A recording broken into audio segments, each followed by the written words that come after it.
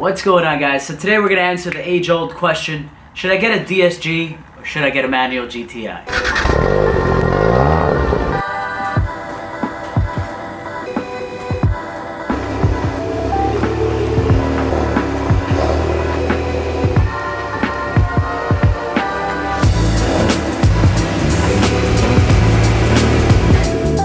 A lot of people are going to ask, well, which is better?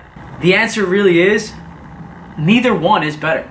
Honestly, manual transmissions and DSG transmissions are all designed for two different people. The manual transmission is designed for someone like me who's a purist and believes that manual transmissions are the way to go, and that's the only way to feel entwined with a car. Airplanes, DSG transmissions are built for someone who's a little bit more conservative but still has a wild side and wants to put it in manual mode every so often and shift through the gears. Now the truth is, they both have their pros and their cons. The DSG, for example, is a more expensive transmission than a manual is in all aspects. Now, when you're looking into tuning, there's DSG tunes, and there's also, on top of clutch upgrades, there's also maintenance that you have to do on a DSG transmission, which you don't really have to on a manual transmission because the oil in it is designed to last forever. Overall, the price tag from when you first buy the car is about $2,500 jacked up.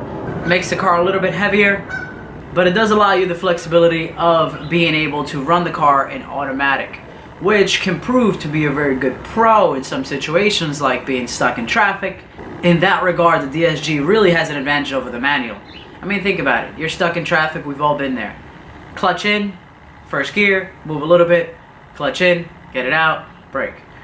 And you do that over and over and over again until you can find some open roads and actually drive the car. Now, if you were in a DSG car, then you would just be inching forward and braking. There would be no movement or anything like that. Now, I have to say, driving a manual transmission, my right arm is definitely stronger. My left foot is definitely stronger than most people because obviously you're using them more often. When it comes to power, if you're that guy that wants the most power out of the GTI and wants the best quarter mile run with the best launches and yada yada yada, then you're probably better off going the DSG route. The DSG can hold a lot more power than the manual transmission can, and the numbers overall for quarter mile are definitely better on a DSG car than they are on a manual transmission. So I guess you have to decide, are you going for the most power or are you going for that driver feel that makes you feel like you're actually doing something to get you to that quarter mile? There's something about a manual transmission that just tells you inside that you've done something right and the car is running the way you are because you're a great driver, as opposed to just kind of flipping through a little gear. Now, the cool thing about having a DSG car also is that drivers are more readily available. So, I mean, I'm typically the kind of person that I have a manual transmission car because I hate it when people drive my car. So I tend to, drive most times. I love driving, even if it's just in a supermarket. I love being behind the wheel. I love being the person who takes people from A to B. And I love doing that in a manual transmission car. For others, it might be easier to have the automatic transmission, DSG, and let others drive. I don't like letting people drive my car, so you'd have to be pretty special. Now, on the manual transmission side, well, when I said you're more entwined with the car, I really meant it.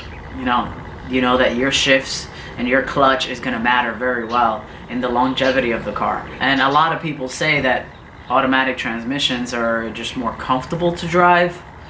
I think it all depends on how good you are at clutching in, switching gears, letting go of the clutch without any, jerking going around, which is, something that I've seen in a lot of guys who drive manual transmission cars that, well, they let go of the clutch too soon, so they're jumping, and that's the reason why they don't like it, or that's the reason why their passengers don't like it.